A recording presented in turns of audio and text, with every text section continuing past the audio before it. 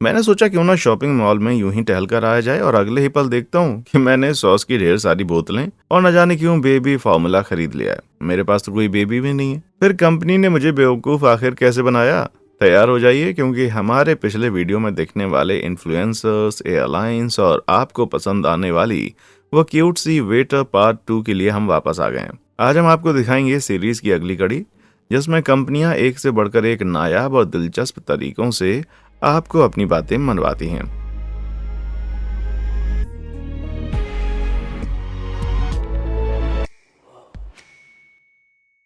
थोड़ा थोड़ा करके।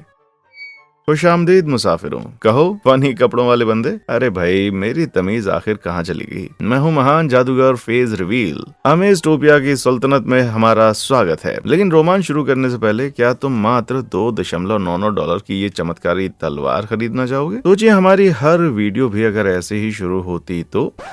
आजकल बहुत सारे वीडियो गेम छोटी छोटी ट्रांजैक्शंस के जरिए गेम में छिपे डिजिटल आइटम्स बेचकर अपना प्रॉफिट बढ़ाने में लगे हुए हैं। ये छोटी ट्रांजैक्शंस अपने आप में उतनी खराब नहीं होती, क्योंकि इन्हीं की बदौलत गेम्स डेवलप करने वालों को एक रेगुलर इनकम मिलती रहती है, जिससे वे गेम के सर्वर को लगातार विकसित करते रहते हैं। लेकिन चूंकि ये चार्ज बड़े ही छोटे होते हैं, लोग ज्यादा सोचते नहीं और जल्दी ही ये कंट्रोल से बाहर हो जाते हैं। रन एस्केप खेलने वाले एक ऐसे ही सन की गेमर ने महज एक साल में गेम पर $62,000 से ज्यादा खर्च कर दिए। लेकिन ये ट्रांसफॉर्मर अर्थ वॉर्स के उस प्लेयर के सामने कुछ भी नहीं है जिसने पूरे के पूरे $1.5 लाख उड़ा दिए थे भाई। लेकिन कोई शख्स इतने सारे पैसे आखिर कैसे उड़ा सकता है? तो बता दें, इसके लिए कुछ जरूरी ट्रिक्स यूज की जाती हैं। असल में ट्रांसफॉर्मर गेम के डेवलपर योडो 1 के पास एक ऐसी मशीन लर्निंग एल्गोरिदम है जो गेम में दर्शाए गए आचरण की मदद से ढेर सारे पैसे खर्च कर सकने की क्षमता रखने वाले प्लेयर्स को 87% एक्यूरेसी के साथ पहचान सकता है। ये जानकारी मिलने के बाद गेम ऐसे प्लेयर्स को अनुचित रूप से टारगेट करने के लिए उनके सामने पैसे खर्च करने के ज्यादा मौके पेश करता है।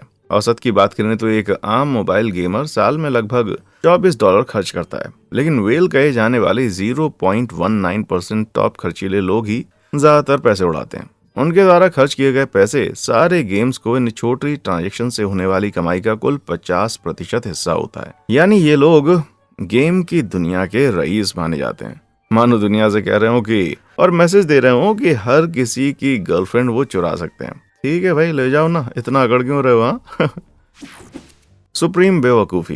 क्योंकि मैं अमेज़न और जेफ बेजोस के जमाने में पला बड़ा हूँ, इसलिए इस बात पर यकीन नहीं होता कि कोई ऐसी चीज भी होगी जिसकी सैकड़ों करोड़ों कॉपीज दूर किसी वेयरहाउस में पड़ी खरीदी जाने का इंतजार न कर रही हूँ। लेकिन जरूरी नहीं है कि हमेशा ऐसा ही कुछ हो, क्योंकि कुछ कंपनियां ऐसी भी हैं जो अपने प्रोडक्ट को खरीदना जानबूझकर मुश्किल बनाती हैं। क्या कहा? पर ऐसा क्यों? असल में चीजों को कम मात्रा में रिलीज करने से मार्केट में हाइप ज्यादा बनती है। जिस किसी ने भी रिलीज के समय कोई गेम कंसोल खरीदने की कोशिश की है, वो अच्छी तरह से जानता होगा कि ये कितना मुश्किल हो सकता है। साल 2006 में जब निंटेंडो W2 लॉन्च हुआ तो निंटेंडो वाले हर महीने 18 लाख से भी कम यूनिट्स बना रहे थे। सुनने में ये थोड़ा ज्यादा लग सकता है, पर दुनिया भर के गेम स्टोर अपना स्टॉक बनाए रखने के लिए जूझ रहे थे। डिमांड बहुत ज्यादा होने के कारण इस गेम कंसोल को हासिल करना कई गेमर्स के लिए एकदम से नाक की बात बन गई थी मेरे भाई, सीरियसली। जब गेम की हाइप खूब बढ़ गई तो कंपनी ने प्रोडक्शन बढ़ा दिया, जिसके चलते गेम की कुल बिक्री आश्चर्यजनक रूप से 10 करोड़ यूनिट्स के पार पहुंच गई। और ये सिर्फ गेमर्स ही नहीं है जो ऐसा महसूस कर रहे हैं, बल्कि फैशन के शौकीनों को भी ऐसा ही झेलना पड़ता है।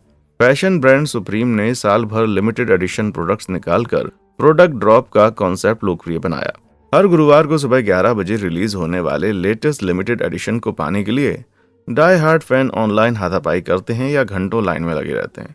थर्सडे को जो कुछ भी रिलीज किया जाता, फैंस उसे आदतन खरीद डालते, और सीमित स्टॉक का मतलब था कि सुप्रीम के किसी भी आइटम की रीसेल वैल्यू अच्छी होने के कारण ठीक ठाक रिटर्न मिलने की गारंटी होती। लोग हजार डॉलर में सुप्रीम ब्रांडेड ईंटें और $1500 का आग बुझाने वाला यंत्र जैसी हास्यास्पद चीजें बेच रहे थे। कूल देखने के इस क्लब के बाहर इन चीजों की शायद ही कोई कीमत हो, पर इसका ये मतलब नहीं है कि किडनी जैसी दिखने वाली इस सुप्रीम वाटर बॉटल के बदले असली किडनी देने वालों की कोई कमी रही होगी। पर इससे मुझे एक आइडिया आया मेरे भाई। टडा, मैंने अपना खुद का एक कूल क्लब शुरू कर लिया है। लेकिन ये क्लब बड़ा ही VIP है। लेकिन अगर आप उसमें शामिल होना चाहते हैं तो आपको बस लाइक और सब्सक्राइब बटन दबाना होगा और थोड़ा सा प्यार भी दिखाना होगा। इस तरह से आप हमारी सारी वीडियो से लगातार अपडेटेड रह पाएंगे। ज्यादा ही मक्खनबाजी हो गई क्या? हाँ, चलिए आइए अब इस वीडियो पर हम वापस चलते हैं।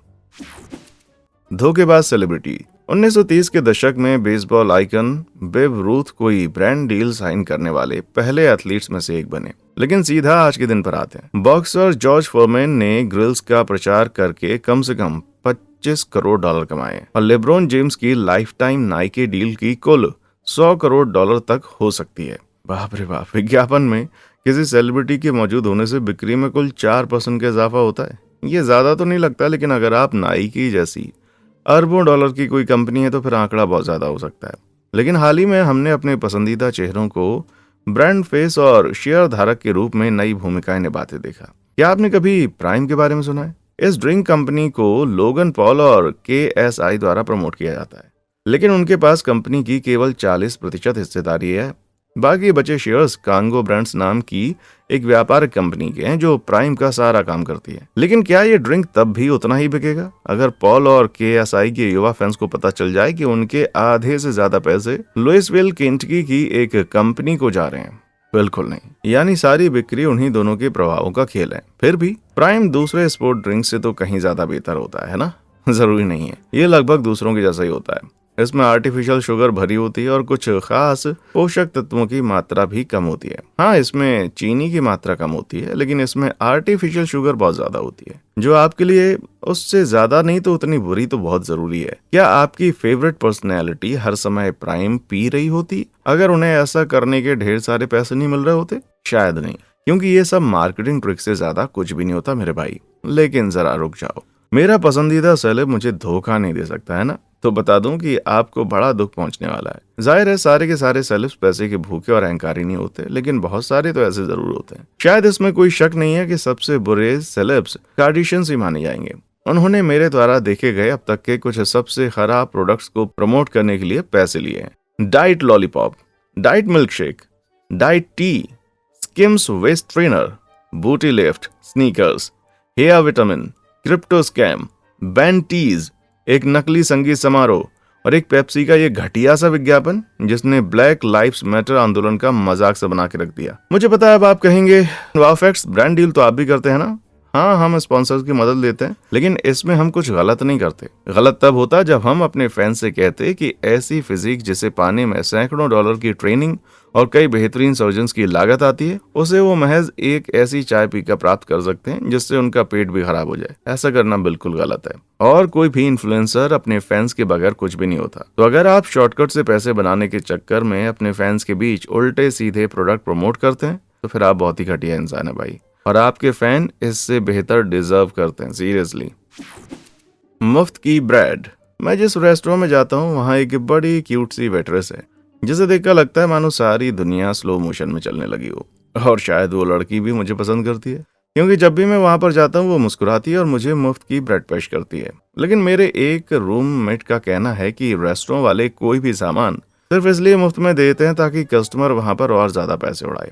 यानी वो लोग थोड़ा बड़ा दिल दिखाते हैं ताकि आप भी रेस्टोरेंट में खुलकर पैसे उड़ाएं। अब आप पूछेंगे आखिर कैसे? उदाहरण के लिए खाने से पहले मिलने वाली ब्रेड का वो कटोरा ले लीजिए। ब्रेड खाने से शरीर में इंसुलिन की मात्रा बढ़ जाती है, जिससे आप और ज्यादा खाना ऑर्डर करते हैं। इससे आप मेन कोर्स ऑर्डर करने में ज्यादा टाइम लगाते हैं, यानी उस दौरान आप ज्यादा ड्रिंक पिएंगे। और रेस्टोरेंट वगैरह में ड्रिंक का प्रॉफिट मार्जिन बहुत ज्यादा होता है, यानी फ्री के परेड देने में हुए नुकसान को ज्यादा ड्रिंक बेचकर आसानी से कवर किया जा सकता है। यानी आप जितने पैसे खर्च करने की सोच रहे थे उससे कहीं ज्यादा उड़ा देते हैं, और पैसे भी रेस्टोरेंट को मुफ्त की परेड देने में ज्यादा नुकसान नहीं होता, पर फिर भी उसके दाम को ड्रिंक के प्रॉफिट के जरिए वसूलने की संभावना तो बनी रहती है। जाहिर है रेस्टोरेंट से मिलने वाले बिल पर बिलिंग का किराया, बिजली का बिल, बावर्ची के बच्चे की स्कूल फीस वगैरह सब तो अलग से लिखी नहीं होती, पर इन चीजों के पैसे तो भैया आते ही आते आपसे वसूले जाते हैं। और मार्केट में ऐसी बहुत सारी दूसरी ट्रिक्स मौजूद हैं। सुना है नुक्कड़ उस पार वाली दुकान पर मुफ्त का बिस्किट मिलता है। क्या रे चिकने, मुझे मक्खन में लपेट कर खाना चाहता है क्या? नहीं भैया, धन्यवाद। हाँ क्या आप कुकी पसंद करेंगे?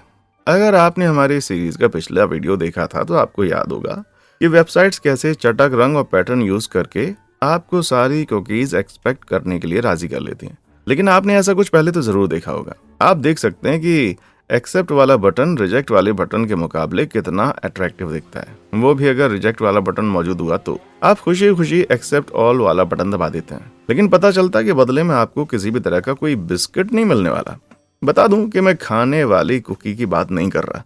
जब भी आप किसी वेबसाइट पर जाते हैं तो आपका ब्राउजर सर्वर को एक रिक्वेस्ट भेजता है, जिसके जवाब में वेबसाइट आपकी डिवाइस पर एक छोटी सी टेक्स्ट फाइल सेव कर देती है और उसी फाइल को कुकी कहा जाता है। इस फाइल की मदद से वेबसाइट आपके ब्राउजर टाइप, लॉगिन इंफॉर्मेशन और सेटिंग्स जैसी जानकारी इकट्ठा करके आपके एक्सपीरियंस को बेहतर बनाती है। लेकिन वो कहते हैं ना, कोई भी फायदे वाली चीज मुफ्त में नहीं आती। इसी तरह जरूरी नहीं है ये कुकीज हमेशा अच्छी हो। कुछ वेबसाइट किसी तीसरी वेबसाइट की कुकीज भी सेव कर देती हैं, जो आपके द्वारा इंटरनेट पर की गई सारी गतिविधि को ट्रैक कर सकती हैं।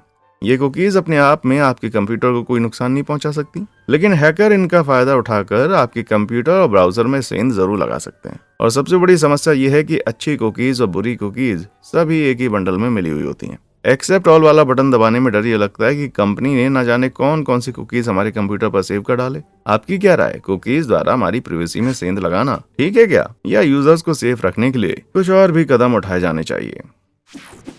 भ्रामक तस्वीरें। पहले इस बर्गर को देख लीजिए, अब मेरी तरफ देखिए, अब फिर से बर्गर की तरफ देखिए। क्या आपने कभी सोचा है कि एडवर्टाइज में इतने लजीज और सुंदर से दिखने वाले फूड आइटम्स को ऑर्डर करने पर ऐसा आखिर क्यों लगता है कि मानो उसे लकवा मार गया हो? अब फिर से मेरी तरफ देखिए। ऐसा इसलिए क्योंकि विज्ञापन में बर्गर की केचप को सिरिंज से गिराया जाता है ताकि वो टपकता हुआ सा लुक दे। वहीं दुकान पर बर्गर बनाने वाला स्टाफ बहुत बिजी होता है और इन चीजों का ध्यान नहीं रख पाता। अब फिर से मेरी तरफ देखिए, सॉरी मेरी तरफ नहीं, बर्गर की तरफ। ये बार बार इधर उधर देखना बड़ा कंफ्यूजिंग है ना। देख रहे हैं ये बर्गर कितना फूला हुआ और रसीला नजर आ रहा है? ऐसा इसलिए क्योंकि इसके अंदर का सामान सिर्फ बाहर से लगाया गया है। असलियत में आपको जो बर्गर मिलेगा वो कुछ ऐसा दिख रहा होगा। अब फिर से मेरी तरफ देखिए। क्या आपको बर्गर नहीं खाना? ठीक है, तो फिर ये बढ़िया सा सबवे सैंडविच ट्राई कीजिए। सच कहूं तो इसमें भी चीजें सिर्फ आगे से ही भरी गई हैं। टेको के बारे में क्या ख्याल है? ये तो बस एक तरह की मैक्सिकन सैंडविच होती है। लगता है आपने कभी पहले फ्लोटिंग बीफ नहीं देखा। कुल मिलाकर कहने का मतलब यह है कि जो चीजें आप विज्ञापन में देखते हैं और जो चीजें दुकान पर बेची जाती हैं, उनमें जमीन आसमान का फर्क होता है। आपको लग रहा होगा कि ऐसा सिर्फ मेन डिश के साथ किया जाता है, पर बता दें कि साइड डिश का भी यही हाल है। ये फ्रेंच फ्राइज कितनी स्वादिष्ट लग रही है ना, पर हकीकत में ये पूरी तरह से खाली है। हमने फ्राई के एक पाउच पर फ्राई की फोटो चिपका दी है बस। ठीक है, ये लास्ट वाला तो मजाक था, लेकिन आप मुद्दे की बात तो समझ ही गए होंगे। जरा देखिए ये गर्मा गर्म पिज्जा कितना लजीज और स्वादिष्ट नजर आ रहा है ना। ऐसा इसलिए क्योंकि हमने पिज्जा की स्लाइसेस को गोंद से आपस में चिपका दिया है। तरीकी बता दें कि मीठा खाने का शौक रखने वालों के साथ भी बिल्कुल ऐसा ही किया जा रहा है। इन पैनकेक्स को देखकर लगता है मानो वे स्वादिष्ट सिरप में एकदम तर हों, पर हकीकत में सिरप बहुत जल्दी सूख जाती है। यानी ऐसे सिरप में नहीं बल्कि मोटर ऑयल में भिगोया जाता है। आप सोच रहे होंगे मैं आपको सभी फेवरेट फूड आइटम्स की इमेज क्यों खराब करता जा रहा हूँ। वजह यह है कि आप जो फूड खरीदते हैं वो देखने में उतना लजीज नहीं होता, पर क्या ही करें, हमें इस बात के लाखों रुपए दिए जाते हैं कि हम आपसे वो सामान खरीदवाएं। अब खुश हैं आप? वहां पर वो बंदा कौन था? अरे वो फ्री पिज्जा जो बांट रहा था, लेकिन पिज्जा का टेस्ट एकदम प्लास्टिक जैसा होता है ना। बस इतना ही। पिछली बार जब मैं शॉपिंग करने गया था तो मुझे यकीन ही नहीं हो रहा था कि चीजें कितनी महंगी हो गई हैं, और मैंने ध्यान दिया कि मेरी जेब के साथ साथ मेरी शॉपिंग कार्ट भी हल्की होती जा रही है। ये सच है कि चीजों का दाम बढ़ता जा रहा है, पर साथ ही साथ ये भी सच है कि उतने ही पैसे में आज औसतन 13% कम सामान मिलता है। असल में बढ़ते हुए दाम से निपटने के लिए कंपनियां आपको दिए जाने वाले प्रोडक्ट की मात्रा थोड़ी सी घटा देती हैं ताकि उनका दाम सेम रखा जा सके। इस प्रैक्टिस को श्रिंकफ्लेशन कहा जाता है। इससे पहले कि आपका मूड खराब हो जाए, क्या इसके पीछे कोई ठोस वजह हो सकती है? कंपनियों की माने तो इसका रीजन ये है कि वे चाहती हैं कि कस्टमर अपनी पसंदीदा चीजों का मजा लेना जारी रख सके, भले ही उन्हें सामान पहले से थोड़ा कम दिया जाए। मुझे नहीं लगता कोई कंपनी हम ग्राहकों के बारे में इतना कभी सोच सकती है। मेरे हिसाब से सच ये है कि कंपनी वालों को डर लगता है कि अगर दाम बढ़ेगा तो लोग उनका सामान खरीदना ही बंद कर देंगे, इसलिए वो चालाकी दिखाते हुए दाम को संतुलित रखते हैं, जो मेरे हिसाब से पक्की ईमानदारी तो बिल्कुल भी नहीं मानी जाएगी। ये वैसा ही है जैसे किसी बच्चे से टॉफी चुराना। और कुछ कंपनियां ऐसी हैं जो सचमुच ये काम कर रही हैं, जैसे प्योरिसी बेबी शैम्पू पहले 1.8 लीटर का होता था, लेकिन अब सिर्फ 1.4 लीटर का आता है। लेकिन बच्चों का साइज तो आज भी उतना ही होता है। ये सब सुनकर लगता है कि कंपनियां हमारे पैसे चूस कर सिर्फ अपना खुद का मुनाफा बढ़ाने में लगी रहती हैं। मुझे लगता है सबवे का सीईओ अपना सिर पीटता होगा कि अपने सैंडविच का प्रचार उसके साइज के हिसाब से क्यों किया, वरना मैं भी 6 इंच वाले सैंडविच का साइज घटाकर 4 इंच कर पाता। पर अगर अब करूंगा तो कस्टमर कहीं का नहीं छोड़ेंगे भाई। दाम सही है। इस दुनिया में हर चीज का दाम होता है, और मैं कहूँगा आपका दाम है $3.69। मजाक कर रहा हूँ भाई। आपका दाम तो कम से कम $4 होगा, लेकिन चूंकि हर चीज का कोई ना कोई दाम होता है, इसलिए कंपनियां अपने दामों को ज्यादा बेहतर बनाने के लिए तरह तरह के पैतरे आजमाती हैं। मान लीजिए मेरे पास दो पेन हैं। पेन ए की कीमत है $2 और पेन बी की कीमत है $4। अब अगर $2 वाली पेन की कीमत घटाकर $1.99 कर दो और दूसरी वाली का दाम $4 ही रखो, तो केवल 18% लोग ही पेन बी को खरीदेंगे। वहीं अगर पहले पेन का दाम $2 रख दिया जाए और पेन बी का घटाकर $3.99 कर दिया जाए, तो पेन बी खरीदने वालों का आंकड़ा बढ़कर 44% हो जाएगा। किसी बड़ी संख्या को थोड़ा सा घटा देने पर ग्राहकों को लगता है कि उन्हें बड़ी अच्छी डील मिल रही है, और इसकी ठीक विपरीत चाल भी बहुत ही कारगर साबित होती है। लग्जरी माने जाने वाले सामान को पूर्ण संख्या वाले दामों में बेचा जाता है, जैसे कि $40 ना कि $39.99, और उन्हें खरीदने वालों को लगता है कि सामान की क्वालिटी बड़ी अच्छी है। हकीकत तो यह है कि कंपनियों के पास चीजों के दाम सेट करने की हजारों ट्रिक्स होती हैं। बहुत से रेस्टोरेंट अपने मेन्यू से करेंसी का सिंबल हटा देते हैं ताकि खाना खाने वालों के दिमाग में पैसे खर्च करने का ख्याल ही ना आए। साथ ही वे चीजों के दाम में से एक्स्ट्रा कैरेक्टर्स हटा देते हैं ताकि दाम उनका पढ़ने में कम लगे। आइए मैं दिखाता हूँ। इन दोनों ही हॉट डॉग्स का दाम एकदम बराबर है, लेकिन अगर मैं दाईं तरफ वाले को थोड़ा सा साफ कर दूं तो दाम को पढ़ने में आपका दिमाग को कम मेहनत लगेगी। और जाहिर है कोई भी हॉट डॉग खाने के लिए ज्यादा मेहनत तो बिल्कुल भी नहीं करना चाहेगा, है ना। Social experiment. आजकल की कंपनियां सिर्फ आपके पैसे के पीछे नहीं पड़ी होती, बल्कि उन्हें आपका वक्त भी चाहिए होता है। बड़ी टेक्नोलॉजी कंपनियों ने हमारे दिमाग को हाईजैक करने के तरीके ढूंढने में सालों साल समर्पित किए हैं, ताकि लोग उनके प्रोडक्ट खरीदने से खुद को रोक ही ना पाएं। ऐसा करने के कुछ तरीके इतने सिंपल होते हैं कि आप कभी नोटिस नहीं कर पाएंगे। जब फेसबुक ने यूजर्स की गतिविधि के बारे में बताने के लिए पहली बार नोटिफिकेशन आइकन लागू किया, तो उसका रंग नीला हुआ करता था, लेकिन पता नहीं क्यों इस नए फीचर को ज्यादा यूजर्स इस्तेमाल ही नहीं कर रहे थे। तो फेसबुक ने इस आइकन का रंग नीले से बदलकर लाल कर दिया, और देखते देखते सभी लोग इसे जमकर इस्तेमाल करने लगे। लेकिन महज रंग का छोटा सा बदलाव ऐसा कैसे कर सकता है? असल में बात सिर्फ रंग की नहीं है। लाल रंग सतर्कता और खतरे का प्रतीक माना जाता है, तो जब यूजर इसे देखते हैं तो उनकी प्रतिक्रिया देने की संभावना बहुत बढ़ जाती है। और जब मैसेजिंग सर्विस व्हाट्सएप ने अपना नोटिफिकेशन बैच शुरू किया, तो उनके यूजर एक्टिविटी 100% से ज्यादा बढ़ गई। और तो और बिना हैकिंग या किसी थर्ड पार्टी सॉफ्टवेयर का इस्तेमाल किए बगैर इसका रंग बदलना नामुमकिन है। सॉफ्टवेयर डेवलपर बड़े आराम से वो फीचर बना सकते हैं जिससे आप खुद ही आइकन का रंग बदल सकते हैं, लेकिन ऐसा करना उनके लिए ठीक नहीं होगा, तो वो करते नहीं। अब ये जानकर मुझे लग रहा है मानो हम इंसान कोई पुतला हूं जिस पर ये कंपनियां तरह तरह की लिपस्टिक लगाकर हमारे रिएक्शन का इंतजार कर रही हैं। अनंत काल तक फोन चलाना। क्या आपने कभी सोचा है कि 1 मिनट अपना फोन चेक कर लूं और फिर आप घंटों तक जानवरों की वीडियोस देखते रह गए हो? मेरे साथ तो ऐसा एक बार नहीं बल्कि कई बार हो चुका है। समय की बर्बादी करने के चलते आप खुद पर नाराज भी हो सकते हैं, पर क्या इसमें आपकी कोई गलती भी है?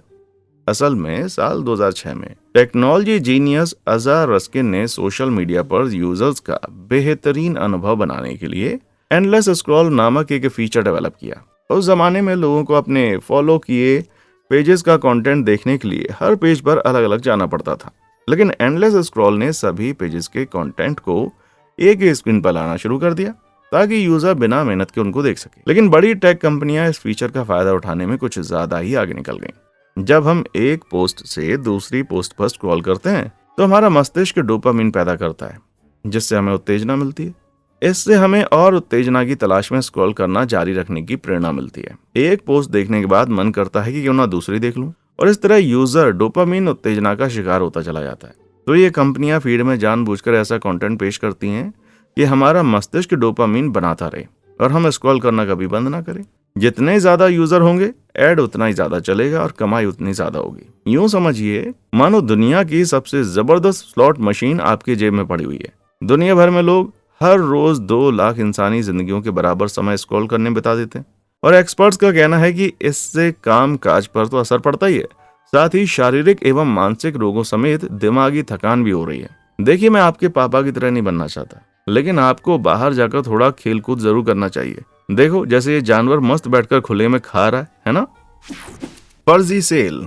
एक बात बताऊं, लेकिन प्लीज यार मुझे ना जज मत करना। पिछले ब्लैक फ्राइडे सेल पर मैंने एक बूढ़ी औरत को धक्का देकर उसकी कार्ट से मिक्सर चुरा लिया था, क्योंकि मॉल में बस वही एक पीस बचा हुआ था, और मेरे पापा जूस पिए बगैर एक दिन भी नहीं रह सकते। कंपनियां ये बात जानती हैं कि लोग सीमित समय के ऑफर की बातें सुनकर एकदम से बौरा जाते हैं और वो इस बात का फायदा उठाने में कोई कसर नहीं छोड़ती। 2019 की एक रिपोर्ट के मुताबिक टीवी, कैमरा और फिटनेस ट्रैकर जैसे सबसे लोकप्रिय आइटम्स पर Amazon की 87% ब्लैक फ्राइडे डील्स साल के बाकी के दिनों के मुकाबले जरा भी सस्ती नहीं थी। असल में कंपनी किसी एक खास दिन के इर्द गिर्द हो हल्ला खड़ा करके लोगों को गलत फैसले करने के लिए प्रोत्साहित करती हैं। पर ऐसा सिर्फ ब्लैक फ्राइडे डील्स तक सीमित नहीं है, बल्कि Amazon की लाइटिंग और डेली डील्स पर भी लागू होता है। ये ऑफर डील को कुछ सीमित समय के लिए चालू रखते हैं ताकि सामान खरीदने वाले अपने फैसले करने में जल्दबाजी करें। कुछ वेबसाइट्स तो इस हद तक चली जाती हैं कि पेज पर एक बड़ा सा काउंटडाउन टाइमर लगा देती हैं ताकि कस्टमर और जल्दबाजी करे। माना कि कुछ जगहों पर टाइमर वाकई काम आता है, जैसे कि टिकट की रिलीज पर, लेकिन ज्यादातर दफा ये कस्टमर्स उनको जल्दबाजी करने के लिए गलत तरीके से प्रेरित करने के लिए यूज करते हैं। काश कि मैंने उस बूढ़ी दादी को मारते वक्त इतनी जल्दबाजी ना दिखाई होती। RIP grandma. थोड़ा और खर्च करके एक मुफ्त पाइए।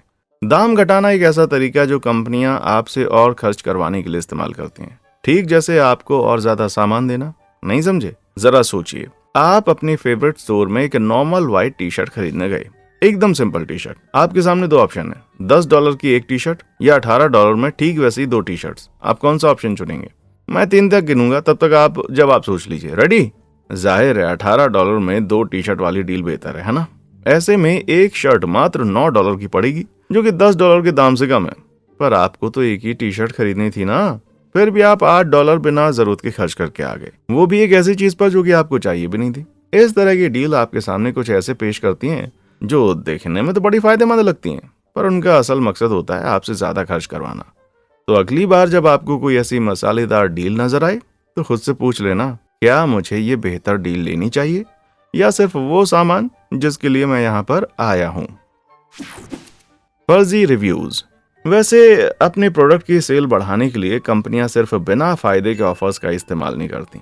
इससे कोई इनकार नहीं कर सकता कि किसी भी सामान को ऑनलाइन खरीदने से पहले हम दूसरों की राय जरूर पढ़ते हैं, लेकिन ऑनलाइन नजर आने वाली हर चीज पर भरोसा नहीं करना चाहिए।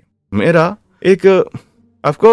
कंटेंट छोड़कर आजकल Amazon और विश जैसे बड़े बड़े ऑनलाइन सेलर्स को एक समस्या झेलनी पड़ रही है कि ज्यादातर प्रोडक्ट्स के पेज फर्जी रिव्यूज से भरे पड़े हैं, जिससे समझ नहीं आता कोई चीज सचमुच अच्छी है या फिर नहीं।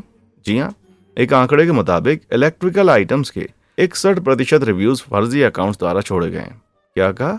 अब तो किसी पर भी भरोसा नहीं होगा यार। और ये तो बर्फ की चट्टान का सिर्फ एक सिरा मात्र है, क्योंकि असली रिव्यूज भी काफी भ्रामक हो सकते हैं। फेसबुक के पोर्टल डिवाइस के लिए लिखे हुए कुछ हालिया रिव्यूज को खुद उसे बनाने वाले फेसबुक कर्मचारियों ने ही लिखा था, तो जाहिर है वो उसकी तारीफ बढ़ा चढ़ा करके ही करेंगे। फेसबुक पर बहुत से ऐसे ग्रुप मौजूद हैं जिन्हें ज्वाइन करके आप प्रोडक्ट्स को 5 स्टार रिव्यूज देकर कैशबैक या वाउचर वगैरह जीत सकते हैं, जिसके लिए आपको प्रोडक्ट भी बिल्कुल नहीं खरीदना होगा। Amazon और विश वाले चाहें तो सिर्फ उन्हीं कस्टमर्स को रिव्यूज लिखने की इजाजत दे सकते हैं जिन्होंने सचमुच प्रोडक्ट खरीदा हो, पर वो ऐसा नहीं करते ताकि कंपनियों को आपकी जेब में से और गहराई तक घुसने का मौका मिल सके। भाई, लाइक का नशा।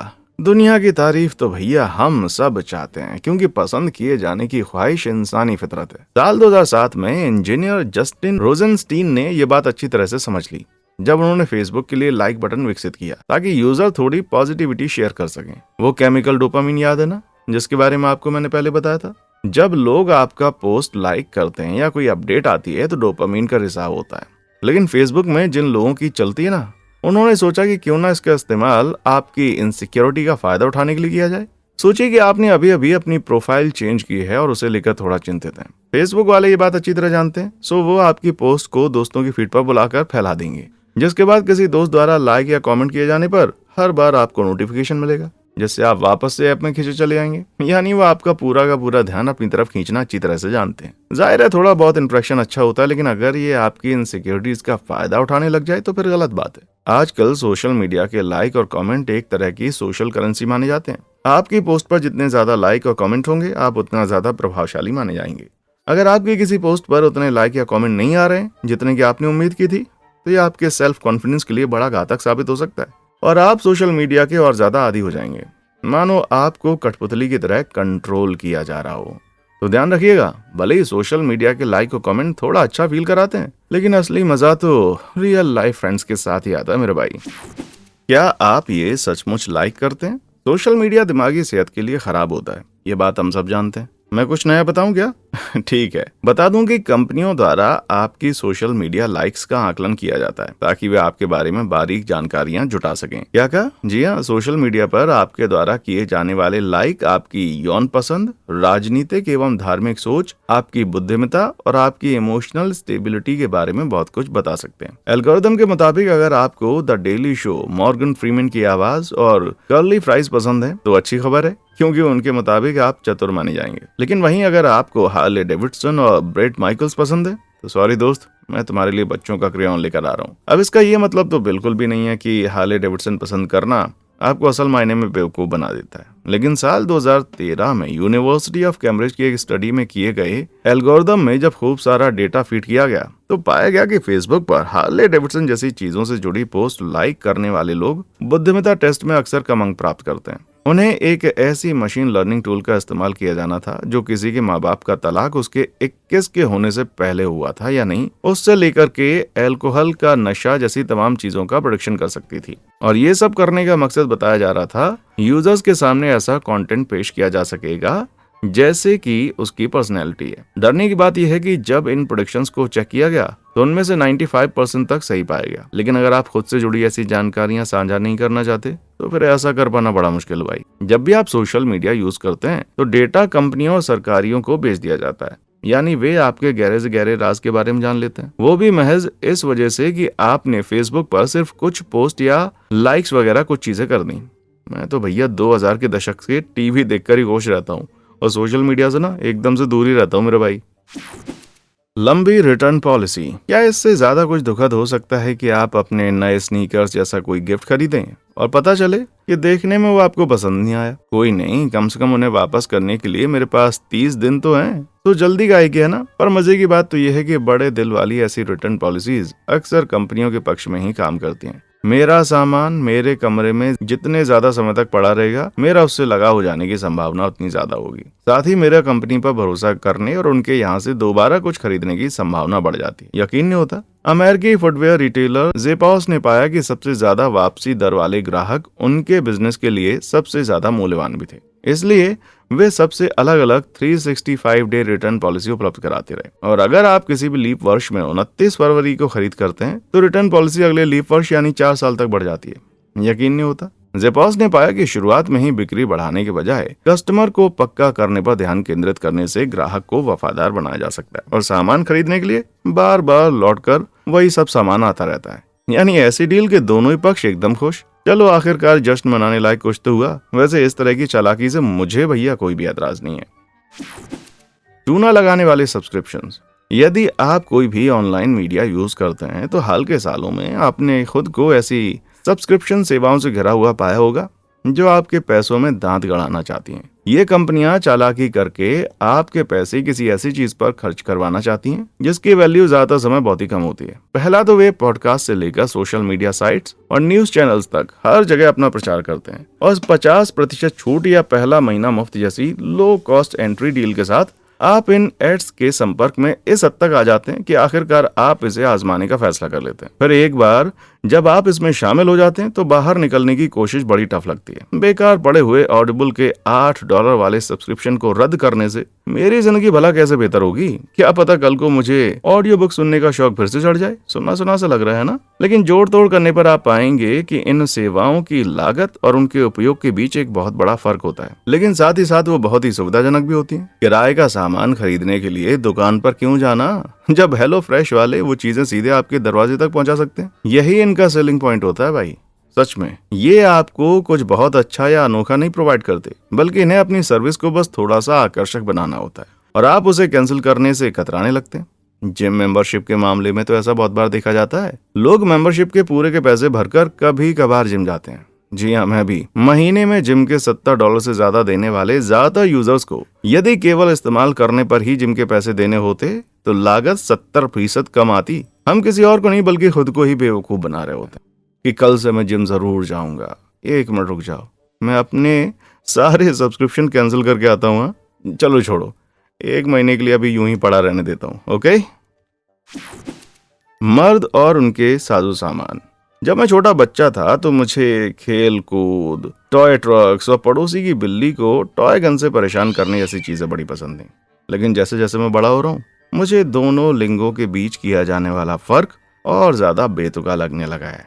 लेकिन काश की चीजें बनाने वाली कंपनियों को भी ऐसा ही लगता। अब इन हेयर ब्रशेस को ले लीजिए। लड़कों का ब्रश नीले रंग का है और बहादुर लड़कों के लिए है ये। वहीं लड़कियों वाला पिंक ब्रश खूबसूरत दिखने वाली लड़कियों के लिए। आप कहेंगे जो भी है ठीक है, लेकिन ये ठीक नहीं है। दोनों ब्रश हूबहू एक जैसे होने के बावजूद लड़कियों वाला ब्रश लड़कों के मुकाबले 3 गुना महंगा है। और ऐसा सिर्फ यही नहीं, बल्कि इन होटल पर्सनल केयर किट्स के मामले में भी ऐसे होता है। दोनों में ठीक वही चीजें मौजूद हैं, फिर भी पिंक वाली किट का दाम नीली वाली किट के दाम से $2.40 ज्यादा है। रेजर से लेकर पेन वगैरह तक ऐसे ढेरों उदाहरण मौजूद हैं। औसत की बात करें तो औरतें इस तरह के प्रोडक्ट्स पर मर्दों के मुकाबले 30% ज्यादा करेंसी खर्च करती हैं। पर कुछ मामलों में मर्द भी ऐसा कर देते हैं भाई। यूके में खास मर्दों के लिए बनाए जाने वाले मॉइस्चराइजर ब्रांड्स के दाम औरतों के ब्रांड्स के मुकाबले 3 गुना ज्यादा होते हैं। शायद इसीलिए ब्रिटिश मर्द इतने उजड़े हुए दिखते हैं। कहने का मतलब यह है कि कंपनियां दोनों लिंगों के बीच के नेगेटिव स्टीरियोटाइप को जानबूझकर बढ़ावा देती हैं। जैसे कि औरतों की सबसे कीमती चीज है उनके गुड लुक्स, वहीं खुद की केयर करने वाले मर्द जनाना होते हैं। और ये सब सिर्फ अपने महंगे दामों को उचित साबित करने के लिए है। समस्या इस हद तक बढ़ गई है कि ब्रिटिश सरकार को कानून बनाकर मर्दों को डायपर बदलना नहीं आता या औरतें खराब ड्राइविंग करती हैं जैसे नुकसानदेह स्टीरियोटाइप दिखाने वाले एड्स पर पाबंदी लगानी पड़ी। और अगर आप सोच रहे हैं कि एक बार फिर से लिबरल लोगों की जीत हुई, तो शायद आपको एहसास होगा कि नहीं, ये कितना ज्यादा हानिकारक हो सकता है। ये एड्स महज कंपनियों द्वारा हमें प्रोडक्ट बेचने का जरिया नहीं होते, बल्कि वे व्यापक सामाजिक मूल्यों को भी दर्शाते हैं और हमें समाज में अपनी जगह समझने में मदद करते हैं। और वो जानकारी रूढ़ियां फैलाती हैं। उनमें से ज्यादातर तो सच भी नहीं होती, जैसे औरतों की ड्राइविंग को खराब मानना, जबकि हकीकत में मर्दों द्वारा एक्सीडेंट किए जाने की संभावना 3 गुना ज्यादा होती है। लेकिन ये बात आपको कोई विज्ञापन में नहीं बताई जाएगी। मेरी राय तो आप जान ही गए। अब अपनी राय भी नीचे कमेंट सेक्शन में आकर जरूर बताएं। पल भर में फ्लाइट हुई महंगी। यात्रा करना वास्तव में जीवन के सबसे बड़े सुखों में से एक है। लेकिन चाहे आप कोई शहर घूमने जाएं या समुद्र तट, आपने शायद देखा होगा कि ट्रैवल कंपनियां सिर्फ उनकी सर्विसेज को देखने भर से उनके दाम बढ़ा देती हैं। अब जरा ये सीन इमेजिन कीजिए, आपने मंजिल तय कर ली, फ्लाइट सर्च करके देखी, होटल पसंद किया और फिर जब फ्लाइट बुक करने के लिए लौटे, गजब है भाई, 5 मिनट के अंदर आपकी सस्ती सी फ्लाइट अचानक बड़ी महंगी हो गई। पर ऐसा आखिर क्यों? फ्लाइट ऑपरेटर एक रेवेन्यू मैनेजमेंट सिस्टम का उपयोग करते हैं जो हर एक फ्लाइट की बिक्री और मांग को ट्रैक करता है। और ये सिस्टम वेबसाइट पर आने वाले थोड़े से ट्रैफिक के प्रति भी बहुत ही संवेदनशील होता है। इसलिए जैसे जैसे ज्यादा लोग फ्लाइट में दिलचस्पी दिखाते हैं, उसकी कीमत बढ़ती चली जाती है। लेकिन जब कीमत इतनी बढ़ जाती है कि लोग पेमेंट नहीं करते और टिकट्स बिकना बंद हो जाते हैं, तो फिर उसकी कीमतें गिरानी फिर से शुरू हो जाती है। लेकिन सिस्टम की सफलता सही ग्राहक के लिए सही समय पर सही सीट ढूंढने पर टिकी हुई है। यानी फ्लाइट में सवार सभी यात्रियों ने लगभग एक जैसी सीटों के लिए अलग अलग दाम भरे होंगे। और ऐसा सिर्फ फ्लाइट के मामले में नहीं होता। लोकप्रिय ट्रैवल कंपनी एयरबीएनबी ने भी हर साइट विजिट के साथ कीमतें बढ़ानी शुरू कर दी। ये कंपनी स्वतंत्र मेजबानों को मेहमानों को महंगे होटल के बजाय कहीं और ठहराने का ऑप्शन देती है। लेकिन जी नहीं, दाम बढ़ाने से होने वाली एक्स्ट्रा इनकम मेजबानों को बिल्कुल नहीं दी जाती, बल्कि ये सीधे कंपनी खजाने में जाती है। लगता है कि अगली गर्मियों में गुआम में 2 हफ्ते बिताने का मेरा सपना अधूरा रह जाएगा भाई। इसके बजाय मैं न्यू जर्सी के नेवाक में आंटी मिमी के घर पर ठहरने वाला हूँ। और मिमी, मुझसे लिपटने की कोई जरूरत नहीं, हाँ प्लीज। रियल एस्टेट का सच। मेरी माँ हमेशा कहा करती थी कि पीली बर्फ कभी मत खाना।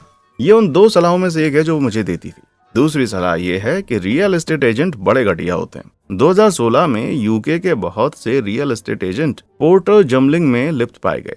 इस सिंपल से प्लान में घरों को बिकाऊ लिस्ट से हटाकर उन्हें फिर से लिस्ट पर डाला जाता था ताकि लिस्टिंग की तारीख अपडेट हो जाए और खरीदार को लगे कि प्रॉपर्टी बाजार में एकदम नई है। फिर कोई मासूम खरीदार आता है और एकदम नई लिस्टिंग देखकर ब्याज दर का फायदा उठाने की सोचने लगता है। उस बेचारे को कहाँ पता होता है कि प्रॉपर्टी सालों साल से यूं ही बिकाऊ पड़ी हुई है। मामूली सा फर्क करके प्रॉपर्टी को लिस्ट से हटाकर फिर से लिस्ट पर डालकर रियल एस्टेट एजेंट बाजार में हेरफेर कर सकते हैं ताकि डिमांड असल में कहीं ज्यादा नजर आए। यूके संपत्ति व्यापार विनियामकों के लिए पोर्टर जगलिंग को धोखाधड़ी करार देने के लिए इतना काफी था, जिससे एक गंभीर अपराध बन गया। लेकिन दावे के साथ कहा जा सकता है कि कुछ लालची छोटे रियल एस्टेट एजेंट आज भी ये काम कर रहे हैं। इसलिए अगर आपको कुछ जरा सा भी संदिग्ध लगे तो फिर उसे फौरन रिपोर्ट कर देना मेरे भाई। भ्रामक लेबल।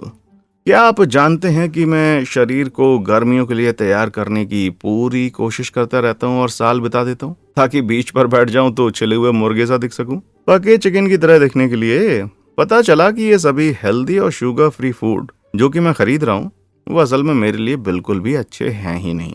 यहाँ तक कि वे शुगर फ्री भी नहीं है। नियमों के मुताबिक उनमें 0.5 ग्राम तक चीनी हो सकती है।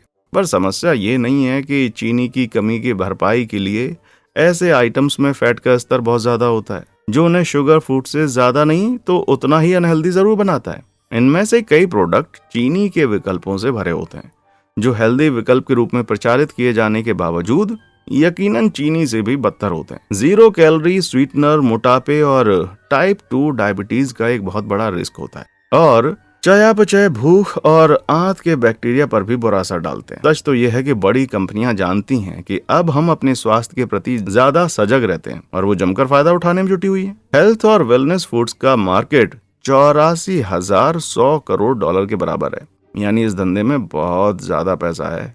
इसलिए अगर आप गर्मियों में फिट बॉडी पाने की कोशिश कर रहे हैं तो फिर एक बात अच्छे से याद रख लें, किसी भी चीज में हद से ज्यादा नहीं गुजरना है। खुशी है भोजन के साथ एक स्वास्थ्य संबंध बनाए रखने में, ना कि उसके साथ तराजू लेकर बैठने में, समझे। और देखते देखते हम आ चुके हैं अपनी आज के इस वीडियो के अंत तक, जिसे देखकर लगता है दुनिया वाकई में बहुत ही डरावनी है। तो इनमें से कौन सी ट्रिक ने आपको सबसे ज्यादा हैरान किया, नीचे कमेंट बॉक्स में आकर हमें जरूर बताएं। और हाँ, हमारे वीडियोस को लाइक, शेयर और सब्सक्राइब जरूर कर लें। देखने के लिए शुक्रिया।